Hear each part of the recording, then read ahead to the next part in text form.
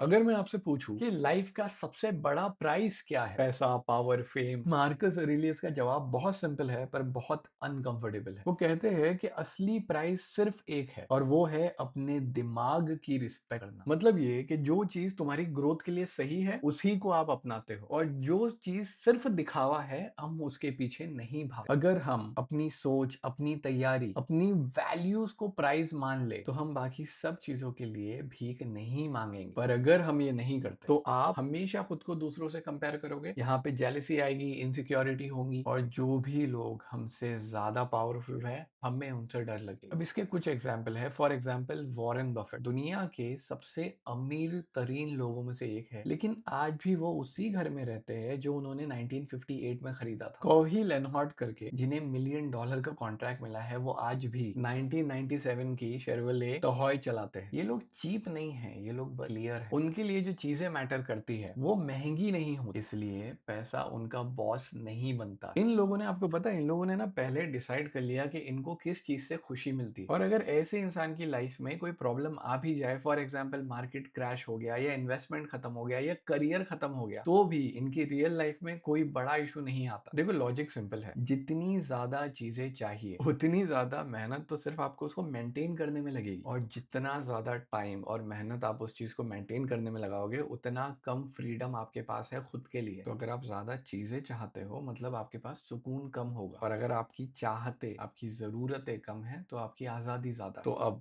अगर आप अपने दिमाग को प्राइस बना लो तो आप खुद के साथ शांत रहोगे और दूसरों के साथ में बेहतर रहोगे, और जैसे जैसे लाइफ का फ्लो चलता है आप उसके साथ में अलाइन होके चलोगे। इसके लिए आपका आज का सेल्फ अफर्मेशन ये है कि मैं अपनी सोच, अपनी समझ और अपनी वैल्यूज को जिंदगी का सबसे बड़ा प्राइज मानता हूँ। मुझे इनको ही वैल्यू देता है, जो मेरे कंट्रोल में है वही मेरे लिए काफी। और अब आपके लिए रिफ्लेक्ट करने के लिए क्वेश्चन, आपको ये सोचना है कि आज मैं कौन सी चीज को प्राइस समझ रहा हूँ और क्या वो चीज रियलिटी में सच में आपकी जिंदगी को बेटर बना रही है।